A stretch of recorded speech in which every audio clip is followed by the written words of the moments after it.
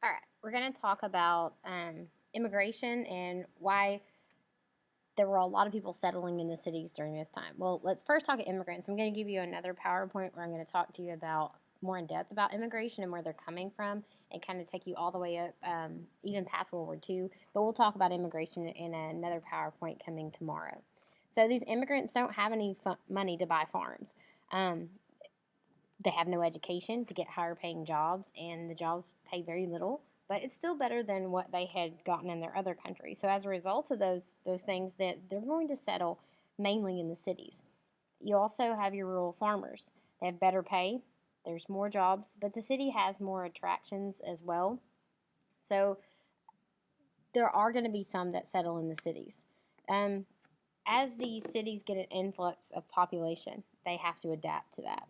One of the ways that they're going to adapt is they're going to have skyscrapers. Skyscrapers are going to accommodate a large number of people, and they'll build up and not out. So we're not taking up any more land space, but we're just going up into the sky. So you see the rise of those high-rise buildings. One of the more famous designers of these is going to be Louis Sullivan.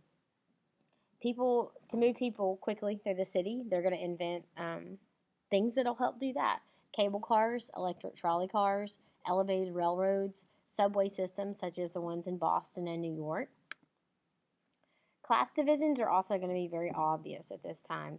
You have three very distinct social classes: the upper class, the wealthy, the middle class, and then the working class. If you look at this political cartoon over here, the guy on the TV is saying thousands of working class Americans are paying for the actions of a rich few at the top, and you see the rich few at the top saying the system still works. So they're out of touch with the other two classes.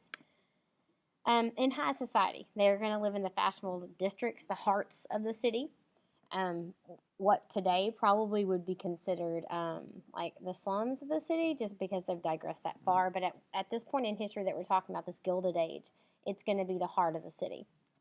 Money's never an object for these people. Many of them have servants to do their work for them so they can go about their high society life, and they spend lots of money on their social activities.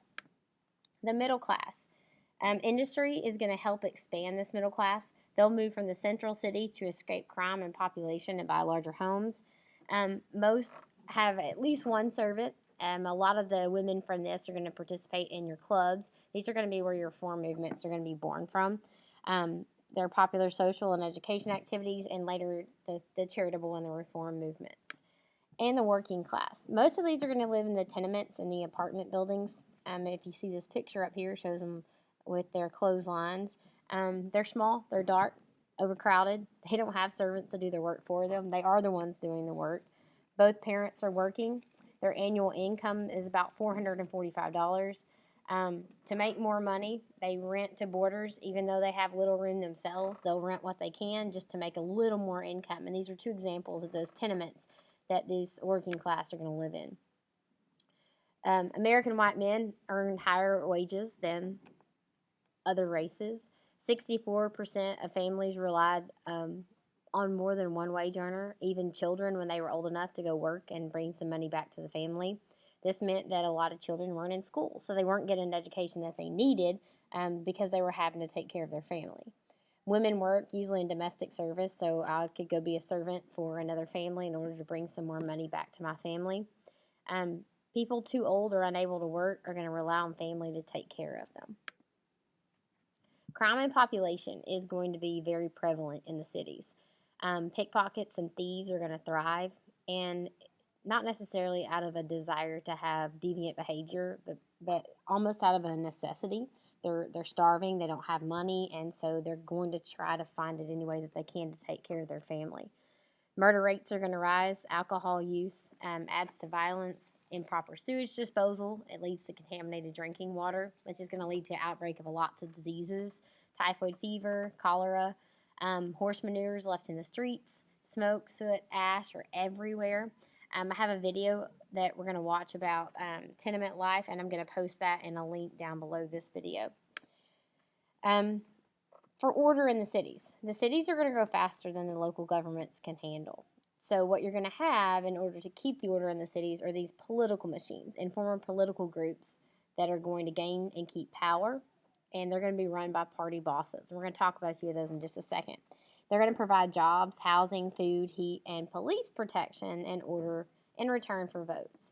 So if you keep us in office, kind of like the you scratch my back, I'll scratch your back kind of system going on in these cities. And people are going to, out of necessity, have to pay these guys to help take care of them, to give them food to eat, a house to stay in order for their family to survive. These corrupt political machines, these party bosses are going to often be very corrupt. They're going to become rich through fraud or getting money through questionable or dishonest means, which we call graft. They're going to take bribes. They'll sell permits to friends and to operate public utilities. And they're also going to control the police. I have a video, actually a couple, that we're going to watch over Boss Tweed. One where a lady's explaining it, and then more of a documentary style. And if you see here, it is another political cartoon. Can a law reach him? The dwarf and the giant thieves. So you have the police here, and you have the political, the boss of the political machine, and he's bigger than the police. All right, that's where we're going to end today.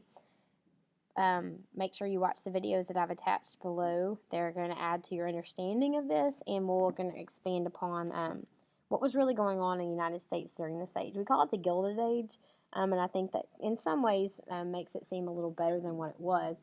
Hopefully you've already realized from this that it wasn't this glamorous lifestyle that everyone's made it out to be, that for the majority of the people living in the United States, it was anything but glamorous.